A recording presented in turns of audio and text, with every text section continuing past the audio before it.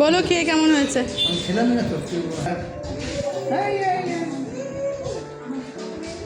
কেমন হয়েছে? ভালো হয়েছে।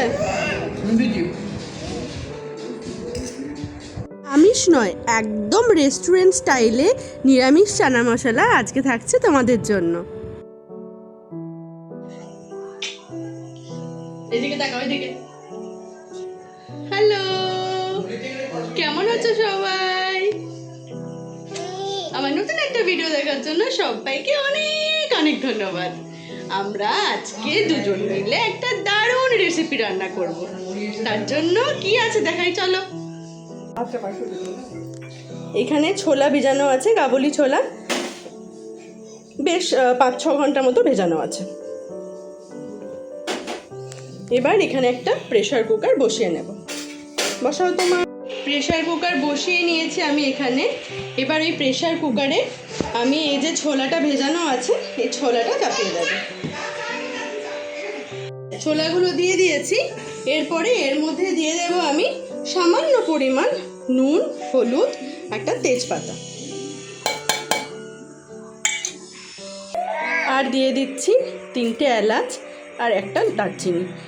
আর দিয়ে দিচ্ছি একটুখানি সর্ষের তেল। এবার এটাকে প্রেসারের ঢাকাটা বন্ধ করে 2 থেকে 3টে স্টিম দিয়ে দেবো, সিটি মেরে দেবো। জলটা কিন্তু দেখো আমি কতটা দিয়েছি, যাতে ছোলাগুলো ডুবে থাকে কিন্তু এক্সেস না থাকে, তাহলে সেদ্ধটাও ভালো হবে আর অনেক জলও পড়ে থাকবে না। এবার আমি এর কাভারটা, লিডটা লাগিয়ে দেবো।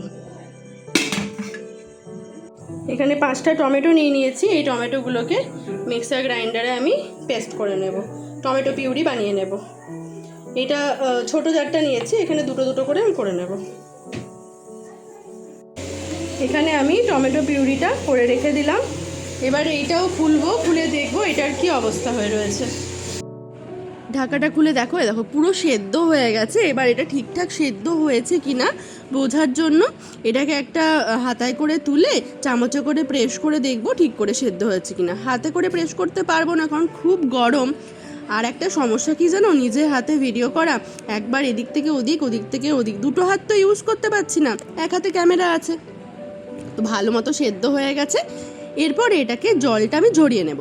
একটা এরকম থালা নিয়েছি, ওই ফুটো ফুটো থালাগুলো হয়, সেই থালার মধ্যে আমি এটাকে ঢেলে নিয়েছি। নিচে একটা বাটি রেখেছি, ওপরে জলটাও ঝরে যাচ্ছে আর নিচে বাটিতে জলটা স্টোর হয়ে যাচ্ছে। এই জলটা কিন্তু আমি ফেলে দেবো না, এটা কিন্তু রান্নার কাজে আমি ব্যবহার করব। এবার একটা কড়াই বসিয়ে দিয়ে ওতে দিয়ে দিচ্ছি বেশ খানিকটা সর্ষের তেল। তেল গরম হোক, সেখানে আমি দেখিয়ে দিই আমি কি মশলা রেডি করে রেখেছি। এখানে আদা বেটে রেখেছি আর সমস্ত গুঁড়ো মশলাগুলো নিয়ে রেখেছি, টমেটো পিউরি আছে আর ছোলা মশলা আছে। তেলও গরম হয়ে গেছে। এরপর আমি এর মধ্যে দিয়ে দিচ্ছি তেজপাতা, শুকনো লঙ্কা আর জিরে, আর দিয়ে দিচ্ছি বেশ খানিকটা হিং। হিং দিলে না নিরামিষ রান্না খেতে খুব ভালো লাগে। এবার একটু নাড়াচাড়া করে সুন্দর গন্ধ বেরোলে দিয়ে দেবো আদা বাটা। আদাটা বাটিনি, অবশ্য গ্রেট করে রাখা আছে। এবার 3টেকে ভালো করে নাড়াচাড়া করে এর মধ্যে দিয়ে দেবো বেশ অনেকটা পরিমাণ টমেটো বাটা। এবার সব কিছু একসঙ্গে বেশ খানিকক্ষণ মিশিয়ে নিয়ে সমস্ত গুঁড়ো মশলাগুলো এর মধ্যে দিয়ে দেবো। গুঁড়ো মশলার মধ্যে কি আছে আমি দেখিয়ে দিই। গুঁড়ো মশলার মধ্যে আছে এখানে নুন, হলুদ, লঙ্কা গুঁড়ি, এটা কাশ্মীরি রেড চিলি পাউডার, আর ধনে গুঁড়ো আর জিরে গুঁড়ো। এরপরে ওই বাটি ধোয়া যে জলটা আছে, যেটাতে টমেটো বাটা রেখেছিলাম, সেই বাটি ধোয়া জলটা দিয়ে এটা ততক্ষণ পর্যন্ত কষাবো যতক্ষণ না তেল ছাড়ছে। এই যে দেখো কি সুন্দর তেল ছাড়তে শুরু করে দিয়েছে।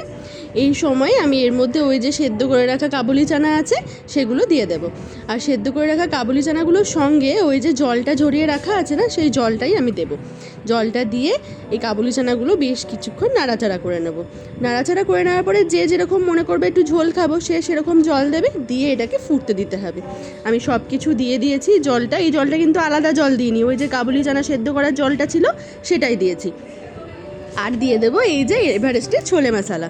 এই ছোলে মশলাটা না কিন্তু মাস্ট, জানেন তো, কারণ এর মধ্যে না যে আনারদানা থাকে, আরও অনেক রকমের মশলা থাকে, যার জন্য এটা খেতে ভীষণ ভালো লাগে, একদম রেস্টুরেন্টের মতো টেস্ট হয়। আর এইটা আমি মোটামুটি 3 টেবিল চামচ মতো দেবো। এবার মশলাটা ওর মধ্যে দিয়ে ভালো করে একটু নাড়াচাড়া করে একটা ঢাকা দিয়ে এটা হতে দেব মিনিট 15 মতো। মাঝখানে ওই 10 মিনিট পরে ঢাকাটা একবার খুলে দেখব যে আমার জলটা ঠিকঠাক আছে কি না। যদি দেখি জলটা একদম পারফেক্ট আছে তাহলে এই সময় আমি দিয়ে দেবো সামান্য পরিমাণ চিনি টেস্টটাকে ব্যালেন্স করার জন্য। আবার একটু নাড়াচাড়া করে নিয়ে আবার ঢাকা দিয়ে রেখে দেবো মিনিট 5-7 জন্য।